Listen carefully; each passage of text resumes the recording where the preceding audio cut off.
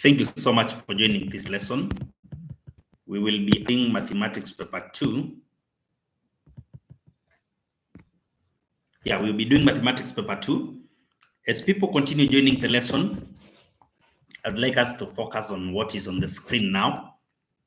This is a program for the holiday. So we're going to keep students occupied over the holiday for a complete month from Monday 11th, that is on November, to Wednesday 11th December 2024.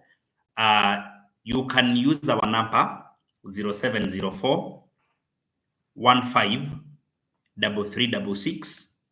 Through that number, you'll be able to register. You can see our timetable is very accommodative. It's giving time for students to rest a little bit after the long term 3, which was hectic with end term exams and a lot of activities. Then our timetable is also giving people time to celebrate the December festivals, whereby we are ending by 11th of December, so that celebrations might start with 12th of December. So this is our schedule. You can see the timetable again. It's accommodating all levels of learners. If a student is in Form 2, they will be able to revise even Form 4 work. They'll be able to revise the Form 2 work. And together with that, students in Form 2 will also get an introduction to Book 3 work. Students in Form 3 will be introduced to Form 4 work, and they will revise work for all the forms which are below them. Students in Form 1, apart from revising Form 1 work, they will get an opportunity also to have an introduction to Book 2 work. So let your learners feel safe with us. We invite them all for the serious program. This is the number that you should register through. Our number is on the screen now, 0704 3366. So reach out through that number and we shall cooperate. Otherwise, thank you so much. Now we can go to the paper for today, whereby we're going to discuss the Grand Star Mathematics paper 2. And this time round, we'll be doing the section 2 mathematics. So I believe you'll be cooperative. Let me scroll down to the section 2. Then we begin the lesson immediately.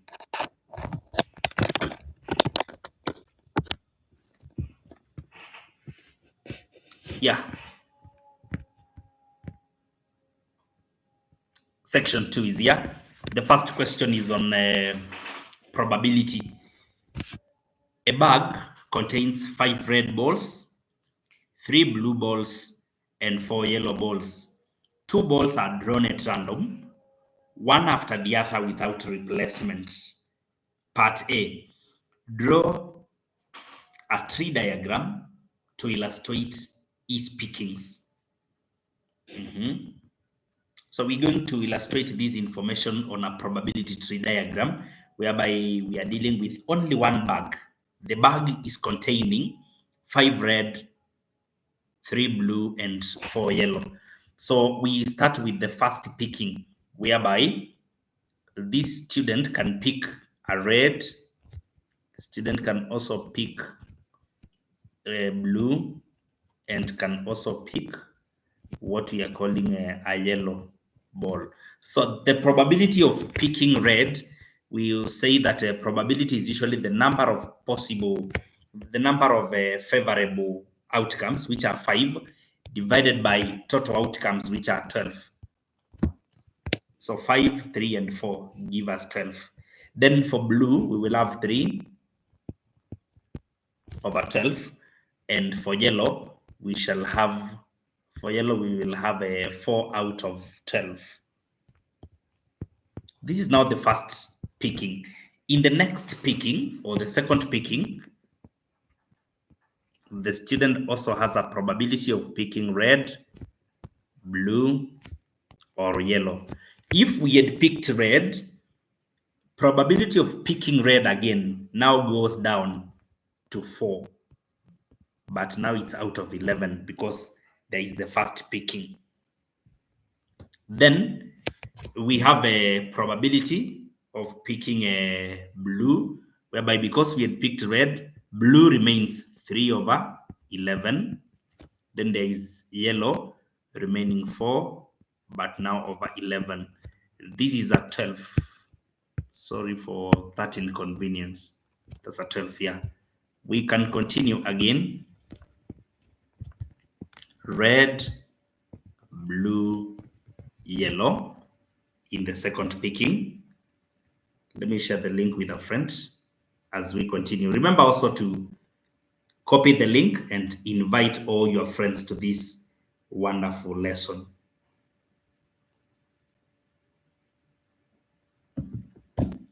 Okay, now if we had picked blue, picking blue for the second time now becomes 2 out of 11. The red remaining 5 over 11, and yellow remaining 4 out of 11. And finally, if we had picked yellow, we can still pick yellow again, or blue, or red. Picking yellow for the second time, the probability now goes down to 3 because we have picked yellow at a probability of 4. Now we will have yellow at a probability of 3 over 11, and blue will remain 3 over 11. Then red remains 5 out of 11. So these are the possible outcomes, all of them, though we can illustrate them at the end of the branches. Red, red, then red, blue, red, yellow, then blue, red, blue, blue. We have blue and yellow. You can start with yellow, red, yellow, blue, and yellow, yellow. So those are all the possible outcomes. Part B, calculate the probability that part A, the balls picked were red. Probability of picking red balls, both of them being red. It's probability red then red. So that will be 5 out of 12 and 4 out of 11. Now this will be a probability equivalent to 5 out of 33 when you simplify. 5 out of 33. That is the probability of picking both balls being red. There is another case in Roman 2. Both balls picked were of the same color. You know, picking the same color can mean picking probability red, red, or probability blue, blue, or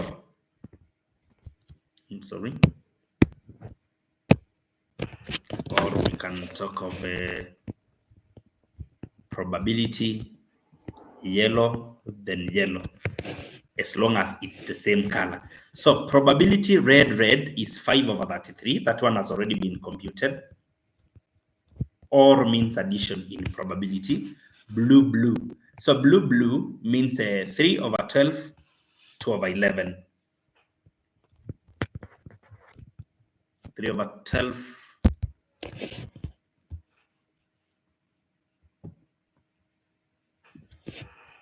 3 over 12.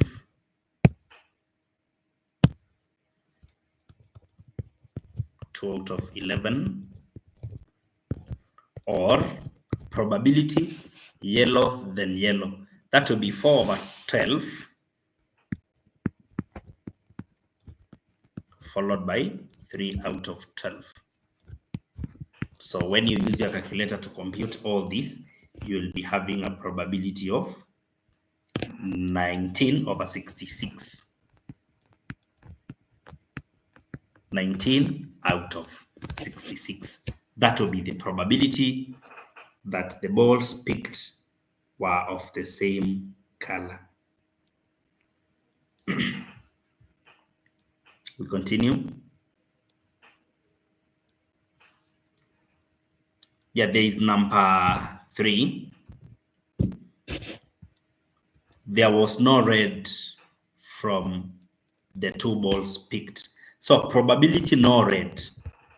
Probability no red. So we just need the cases where red has not been picked. Probability no red.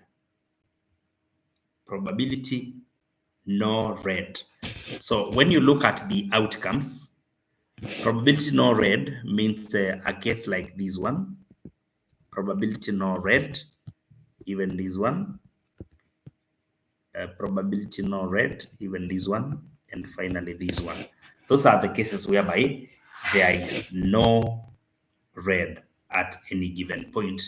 So it will be probability blue, probability blue, yellow, probability yellow, blue, or probability yellow followed by yellow. So all those probabilities can be written as there is a 3 over 12 by 2 over 11. Then there is a 3 over 12, 4 over 11. Then there is 4 over 12, 3 over 11. All the probabilities have been displayed on the tree diagram, on the probability tree diagram. So we can see all those outcomes here. Those are the outcomes that we are following. As long as there is no red, it is one of what we are interested in. And the computing this will take us to 7 out of 22. 7 out of 22.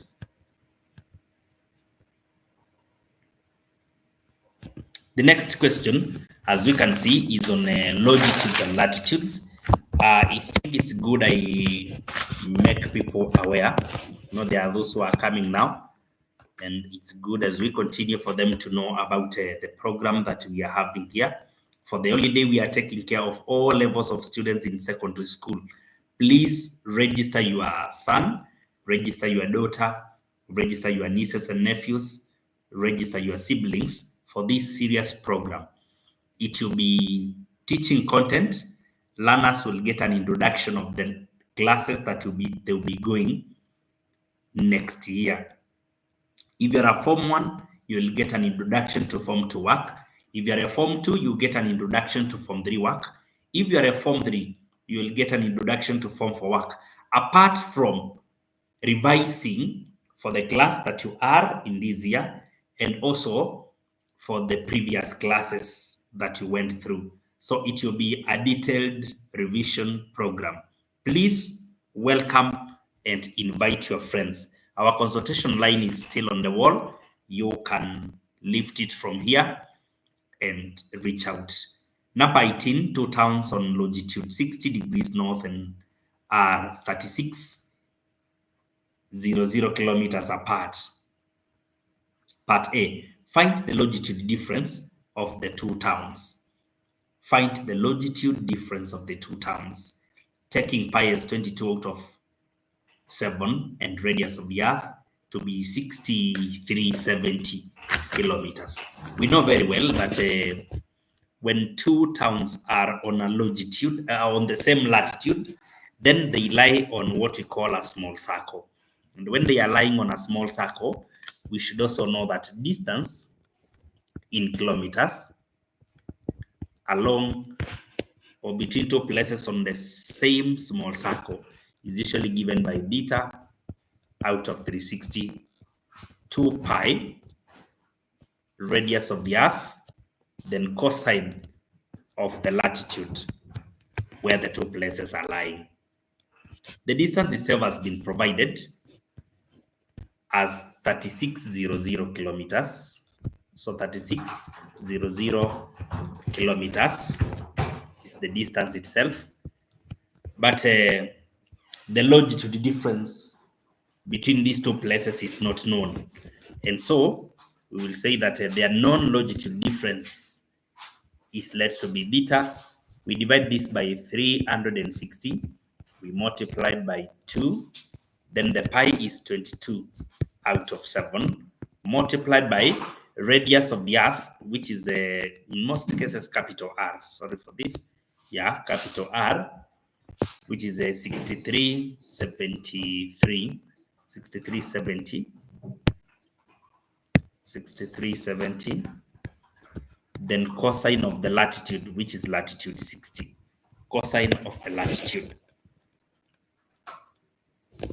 Now through this, we can get the value of beta by the obvious computation using a calculator. You can take 3600 multiplied by 360 and also multiplied by 7. Then you divide by all the values of the numerator. That is 2 by 22 multiplied by 6370 cosine of 60. Yeah, cosine of 60. So we are getting the angle difference as 64.74 degrees. So that is the angle difference between the two places. The angle difference between the two places. Number or part B. The position of the airport P and Q are P 60 degrees north, 45 in the west, and Q 60 degrees in the north, K degrees in the east. It takes a plane 5 hours to travel due east from P to Q at an average speed of 600 knots. Calculate. Now these are again two places on a small circle, 60 degrees in the north.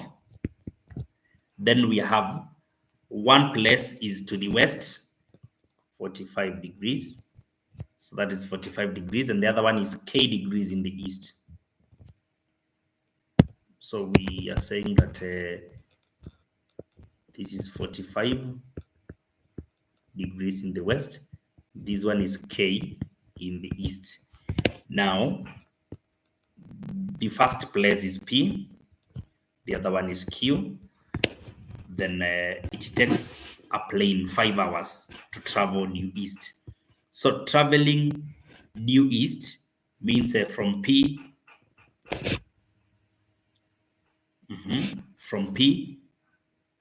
eastwards now towards where Q is, and that will be along a small circle. Along a small circle, we will say that a distance in nautical miles is usually given by 60 multiplied by the angle difference, then cosine of the latitude.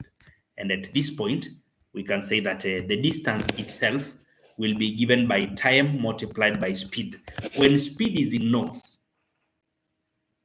then it means the distance was in nautical miles. So taking the speed in knots, multiplying by the time in hours, we'll get distance nautical miles. So 600 speed multiplied by 5 hours will give us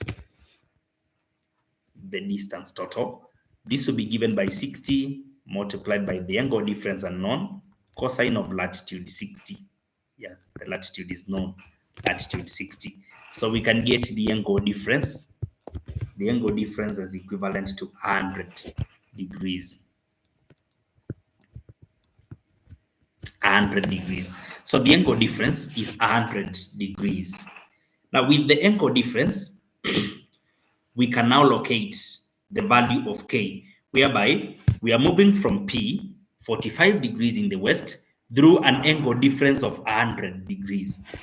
So through an angle difference of 100 degrees means that we will cover from, this is 0 degrees prime meridian. This one is called the prime meridian, which is the reference longitude. 0 degrees prime meridian, the reference longitude.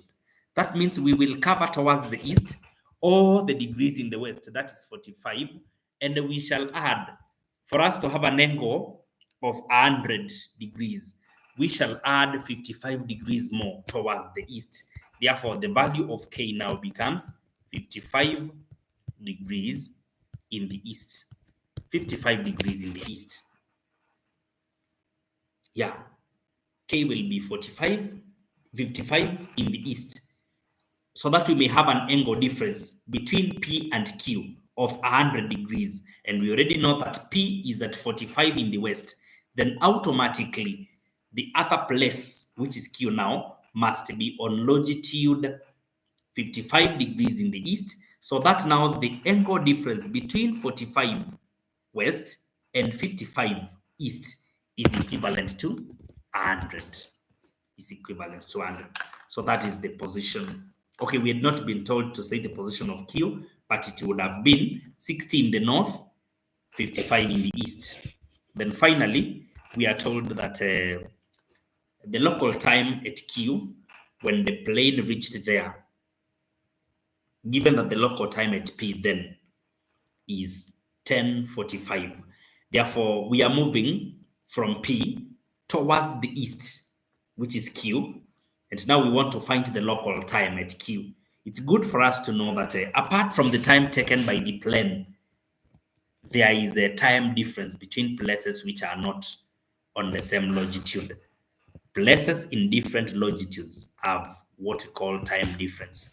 And for every degrees difference, there is 4 minutes. For every 1 degree longitude difference, there is a time difference of 4 minutes. What about this particular case, whereby there are even 100 degrees between P and Q?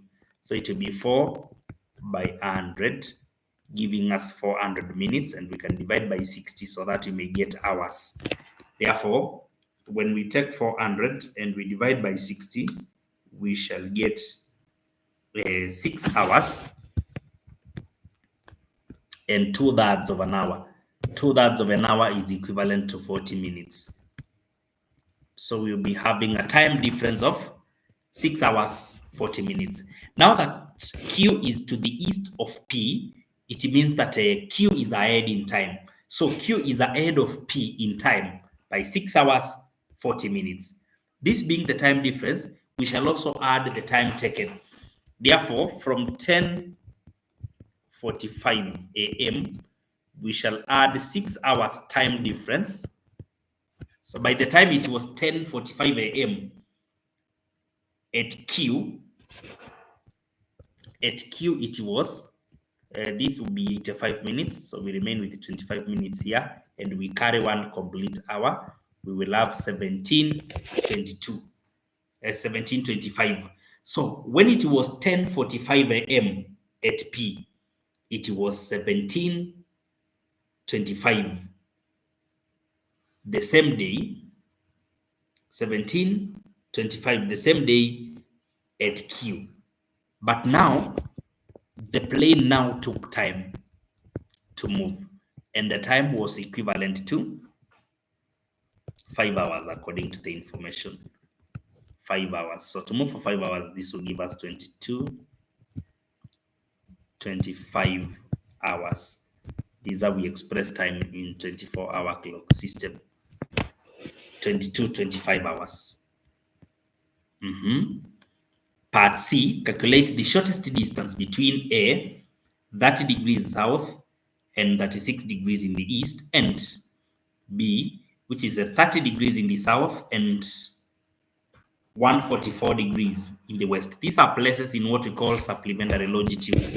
Supplementary longitudes means if you are moving along such longitudes, for you to take the shortest time, if you're moving from a place which is here, you can say this is A, in the east. So A is here. A is in the east, and we will have B in the west.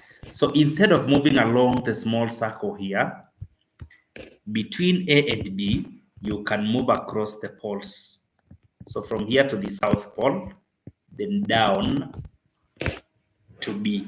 So we shall use the arc of a circle, whereby we use the radius of the circle and we use the angle difference. Remember, from 0 degrees equator, for us to go where there is A, we will have 30 degrees in the south. Also, for us to locate B, there is 30 degrees in the south. And that means the angle now at the center of this particular arc, at the center of this particular arc is going to be, when we take 180, then we subtract 30 and 30. This means that we shall have only 120. The angle difference there is 120. So in simpler terms, when we go through the South Pole or even the North Pole for places in the upper hemisphere of the globe, then going through the poles means that we are tracing a longitude. We are tracing a great circle. So distance along a great circle in kilometers will be given by, or even in nautical miles. Yeah, or even in nautical miles. So we will say that a distance along a great circle in nautical miles is given by 60 multiplied by meter. This means 60 multiplied by angle difference of 120. This will be 7200 nautical miles. That will be the distance between the two places. Then now we can talk of distance now in kilometers, again along a great circle. And this is going to be theta out of 360, 2 pi r. Yeah, 2 pi r. That's simple. So theta 120 out of 360, 2 pi r. And this, when computed, will give us 13,346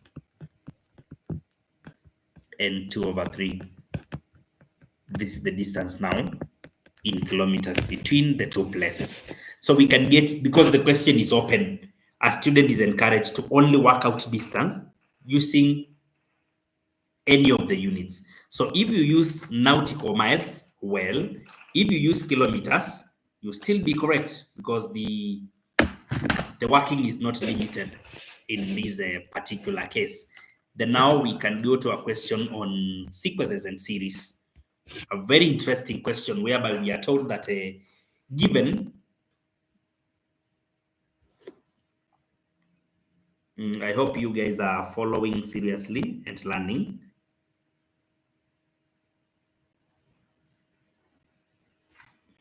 Yeah, thank you so much. Somebody is requesting that I share my contact, and it is on the screen. Already on top of the paper, actually, each page.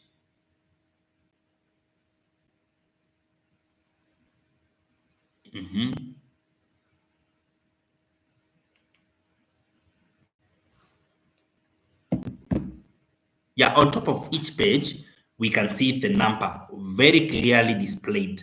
So please follow up. Please follow up. 070415 3366. Given the series 2 plus 4 plus 8 plus 16, all the way to 16,384. First thing is identify the type of series. Identify the type of series. So there are two types of series. Remember, series is another name of a progression, and a progression is when the terms in a given sequence are added up. When the terms in a given sequence are added up, they form a series, which is otherwise called a progression. In this particular case, we can study the behavior of the terms. If we start from A to 4, we can see we are adding 2 in that case. From 4 to 8, we are adding 4. From 8 to 16, we are adding 8. And so we can see that there is no common difference from one term to the next. Now that there is no common difference, then we eliminate the first type of a series, which is arithmetic series. So it is not an arithmetic series. Let's see whether there is a common ratio. When we take 4 and we divide by 2, we can check what we get. It is 2. What about when we take 8 and we divide by 4? Each term divided by the previous one, for us to note the common ratio, if any. 16 divided by 8, And you can see in all cases we are getting 2. So it means because there is a common ratio which multiplies a term for us to get the other one, then it means this is a geometric progression. This is a geometric series with a common ratio of 2 and a first term of 2. Yeah, so I have described my type of series. In part B, we are taught to find the number of terms in the series.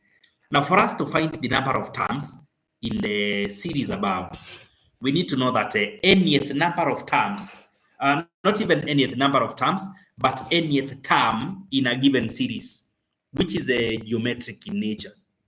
Nth term is achieved by A multiplied by R raised to N minus 1. This is the general formula to give us the nth term.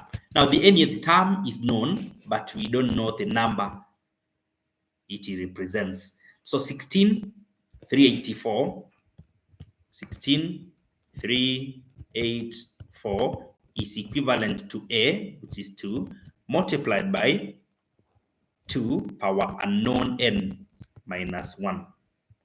We are finding now n so that we may know the terms in this sequence, so that we may find the last one being 16,384. So now we can even divide through by 2 in this particular case, or even before dividing by 2. Actually, now that this is 2 and this is also 2, I can even use what we call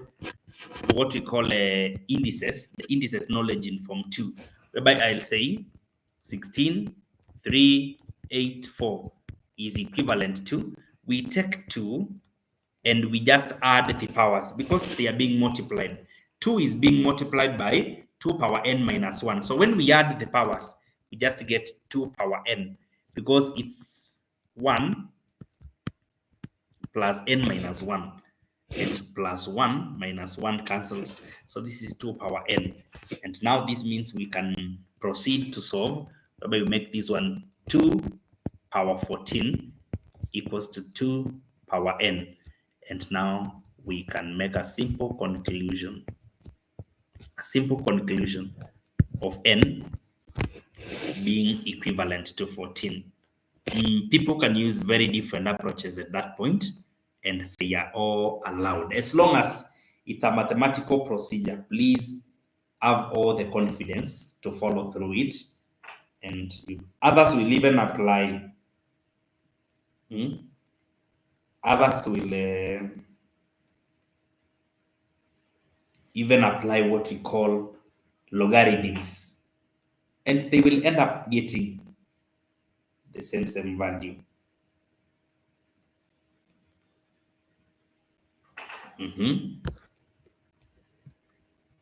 Part C, calculate the 1 difference between the 12th term and the 19th term. So in such a sequence, we can talk of the terms, the 12th term. So the 12th term will have a value. 12th term is going to be A, which is 2, into R, which is 2, raised to N minus 1. So this is going to be 2 raised to power 11 now. This will be 2 raised to power 12. 2 power 12. And 2 power 12, without wasting time, now 2 power 12 has to become 1496. 1496. Then again, there is the 19th term. The 19th term will be 2 into 2 raised to 19 minus 1, which is going to be 2 into 2 power 18, which means we are even saying 2 power 19, in other words. And the equivalence of this shall be 524, 288. Yeah. 288. So the difference now, what we are working out is the difference. The difference is going to be 524,288 minus 4096. This is going to give us exactly 520,192. So that is going to be the difference between the 12th and the 19th. The 12th and the 19th terms. We are winding up. Some of the terms in the series. The series which is starting with 2 and ending with 16,384. So in other words, we are finding the sum of the first 14 terms.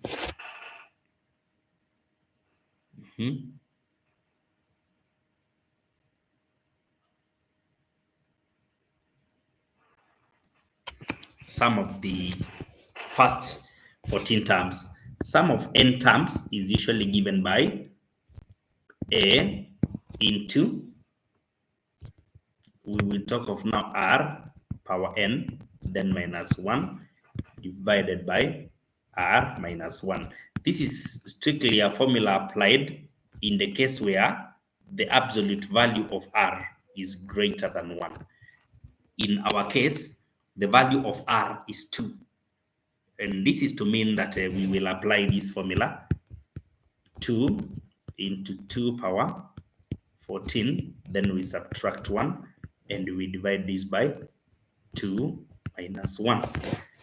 So when we work out this now, we shall get 32,766. 766. There is a number 20. The table below shows the income tax rates for a certain year. Income tax rates for a certain year. The table is there. We have the taxable income or the taxable pay per month.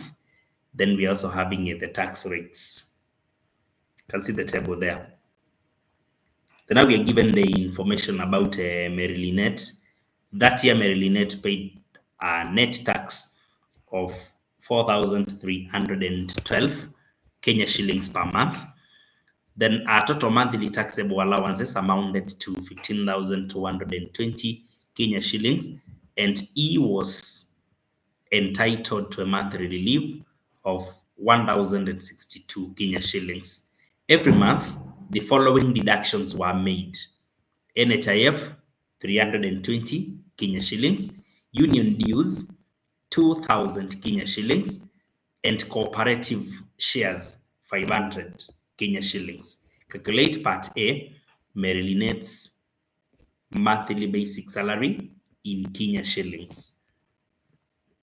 As we continue, it's good I again remind people of the most efficient way of purchasing airtime from your menu to any network, be it Safaricom, be it Airtel. Just go to your M-Pesa, Lipa na M-Pesa. The pay bill number is very simple to master, 737356. That is the number that you'll be using. Then the account number now is the number that you'd like to purchase airtime for. So your number becomes the account number.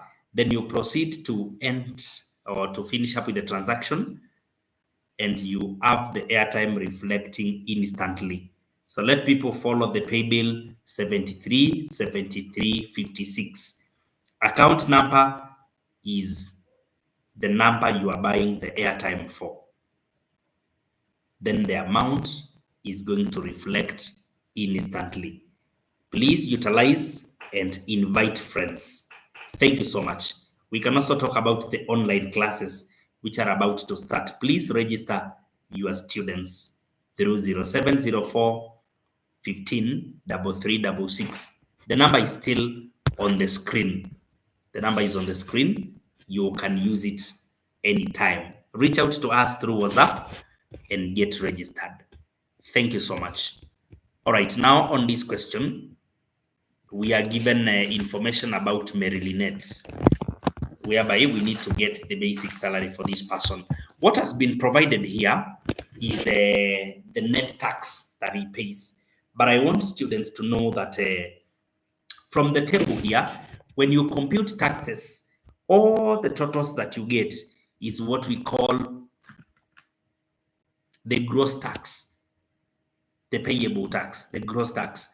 Now, the net tax is also called pay as you earn, and that is the tax paid after relief has been deducted.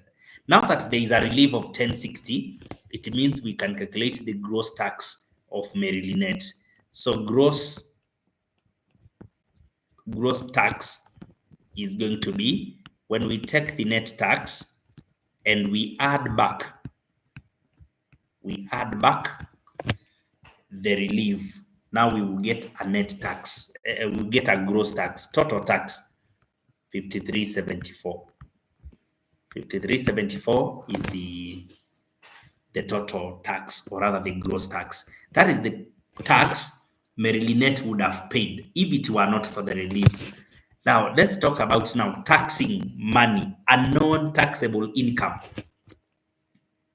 until we get a tax totaling to 5,374. So from the first bracket, according to the information that we have, is going to be 9680 at the rate of 10. So 9680 at the rate of 10%. This is giving us 968. Now that the tax is 5374, we will continue taxing. So we shall go to the next bracket, whereby we shall subtract 18,800 and 9680. That gives us 9120.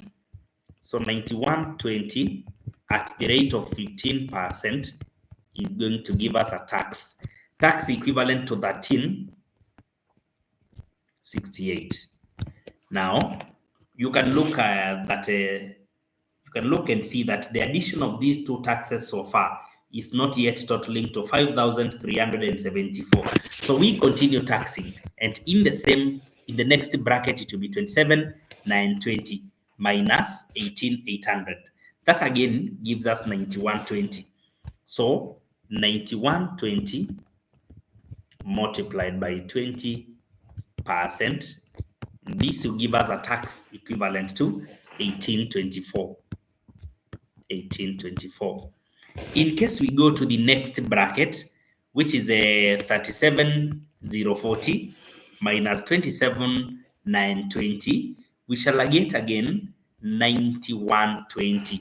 So 9120 times the rate of 25% will give us a tax equivalent to 2280. And when you add up all these values of tax, you discover that we are exceeding 5374.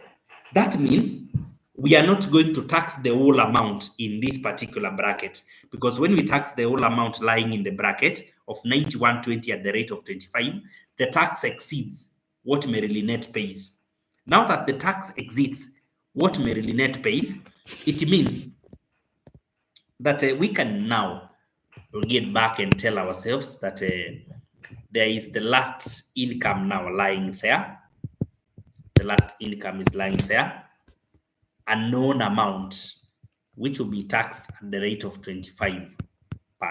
A known amount, we can even call it X. This one will give us a certain tax, such that when we add all the taxes now, we are getting 5374. So with the total tax and the taxes in previous brackets, then we can know what is remaining for us to get total tax.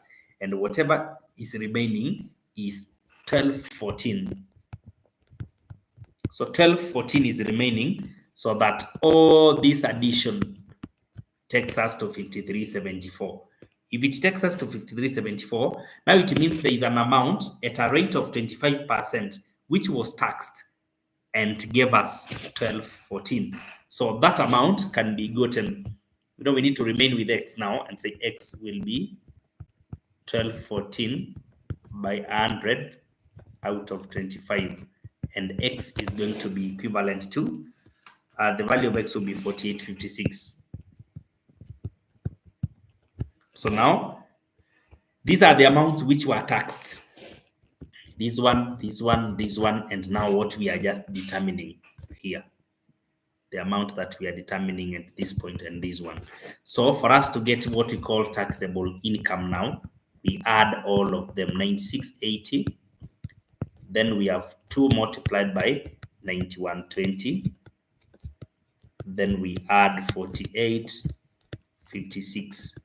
And this is going to give us taxable income, which is equivalent to 32,776. That 2,776. That is the total tax or the taxable income. The taxable income. Remember, our assignment is to calculate what Mary Lynette's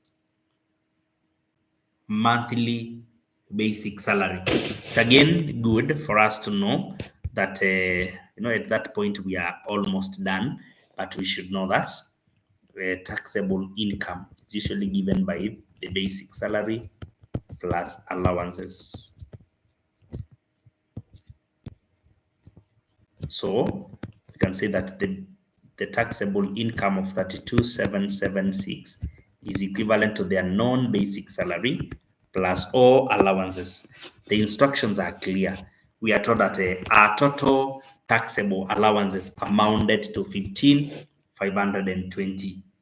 Yeah, 15,520. So 15,520.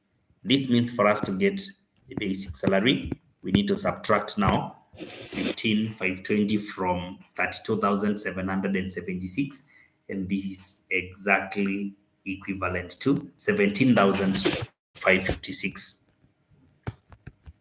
556. 556. So that is the basic salary for the gentleman we are calling Mary Lynette. On the same question now, to wind up on the same question, we are told to find our monthly net salary. Monthly net salary is usually given by net salary. Net salary is given by when we take taxable income and we subtract all deductions.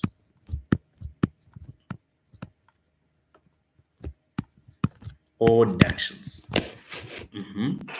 So we need to talk about now taxable income of 32,776, and we subtract all deductions. All deductions. The first deduction is usually the payee. The first deduction is usually the payee. So when we talk about the payee now, it is an amount here. The payee 4312. Then other deductions now. The first deduction is usually the payee, but we usually have other deductions. And other deductions will include what? Every month, we are told that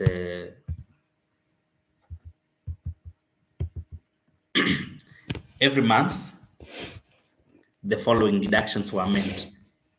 The 22,500. The 22,500. Those were the other deductions. So now when you compute this, you will find yourself at 26,144. Yeah, 26,144.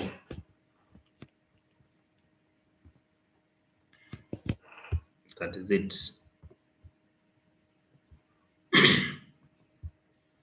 revision program for all candidates in secondary school. This is for mathematics and physics. Kindly reach out for registration. Please inquire with us. We're going to give quality education, very detailed knowledge, and your students will not regret. So please entrust shifting grades with your students, and all shall be well. We will occupy them for a whole month of this holiday. Thank you so much for the faith and trust that you have in us. We will serve you. We will serve you. Remember, our consultation line is still on the screen. So in case of any queries or anyone who wants to register for our online programs, just use our number. It is very clear, 0704 15 33 66.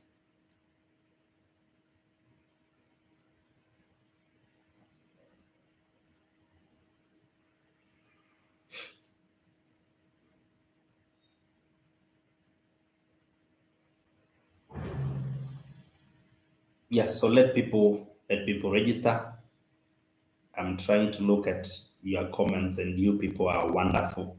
So let's continue following up. Let's continue following up. Number 21. 21 is a question on what we call calculus. We are told that the gradient function of a curve is given by the expression 2x plus 1. If the curve passes through the points negative 4, 6, find the equation of the curve, part 1. We can begin with part 1 even. The equation of the curve. You know, in this point, we should know that for us to get gradient function, the equation has been differentiated. So for us to get back to the equation, we have to integrate what we are having, because integration is antiderivative. The opposite of deriving is integrating. Therefore, for us to get our function back, we usually integrate now the gradient function. We are having gradient function and we have to integrate it with respect to x.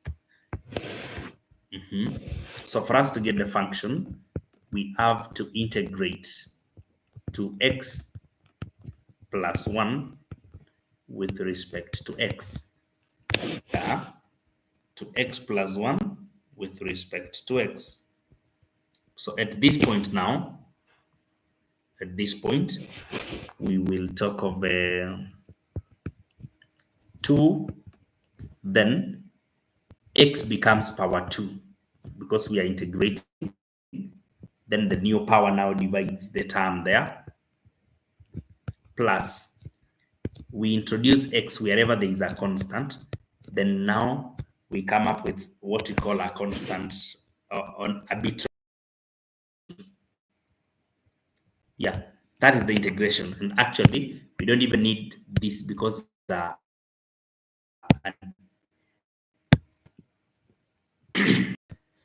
now with this, we can say that now that there is a point where it passes a curve, whenever x is negative 4, y is 6. So we'll have 6 equals to 2 out of 2. You know, 2 out of 2 will cancel eventually.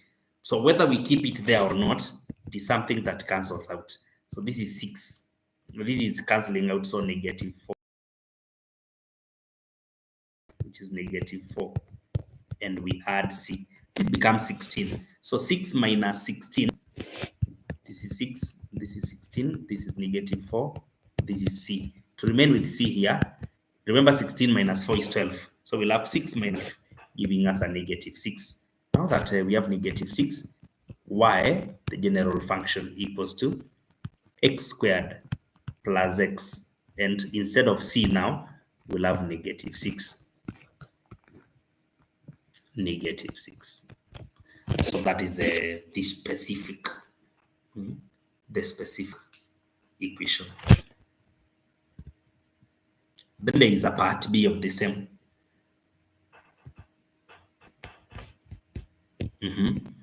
Part B, we are finding the values of x at which the curve cuts the x-axis.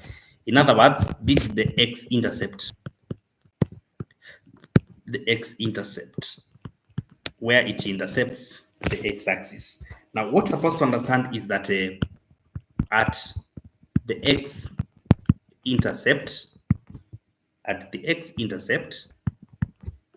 the values of y are usually 0. You know, x-intercept lies on the x-axis, and along the x-axis, all the values of y are equal to 0. This is to mean that at the x-intercept, something we are sure about is that the values of y will be 0. So for us to get them, we need to say x squared plus x minus 6 is equals to 0 because we know the value of y. So we solve the equation and we can remain with x squared plus x is equivalent to 6. We take 6 to the other side. I'm solving using the completing square method. So I can add a constant here and also a constant on the other side. And for us to get that constant, we need to say it's given by b out of 2 squared. So b is 1 over 2. B is 1. So divided by 2 squared, giving us a constant as a quarter. So the constant is a quarter. So this will be x squared plus x plus a quarter is equivalent to 6 and a quarter, which can be written as 25 out of 4. Now, we can factorize the left-hand side, whereby we need to pick the square root of x, the sign which follows.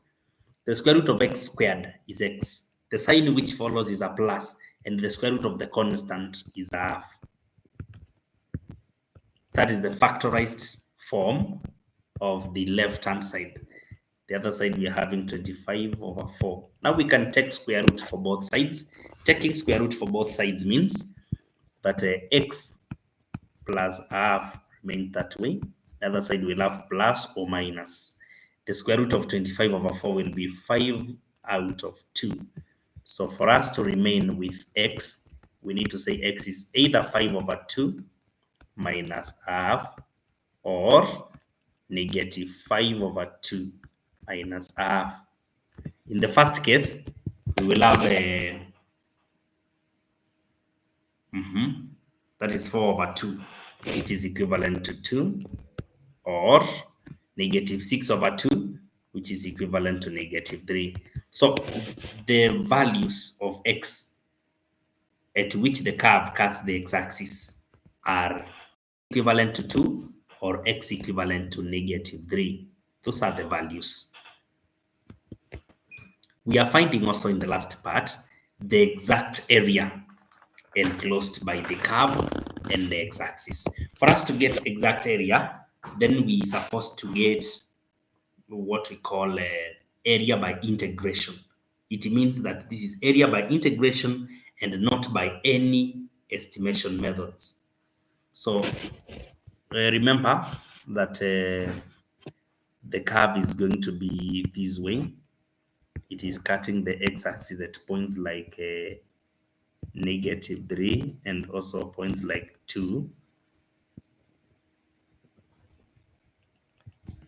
So that is how the curve is going to behave.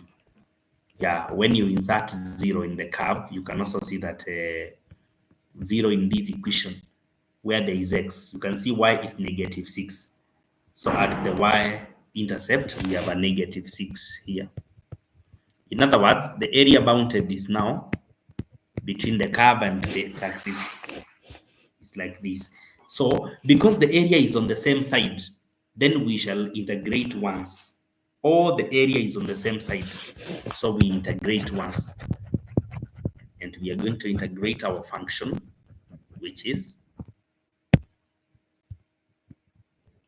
remember we are integrating from a negative 3 all the way to 2, the function x squared plus x minus 6 with respect to x. Yeah, with respect to x. So now we integrate and this becomes x power 3 divided by 3 plus x becomes squared, divide by 2 minus 6, we introduce x at that point, plus a constant. Now, this is what we call a definite integral from -3 all the way to 2. We start by substituting the bigger limit, which is 2. So we'll have 2 power 3, divide everything by 3, plus 2 squared, divide by 2, minus 6, 2 plus c. Then we subtract. When we use -3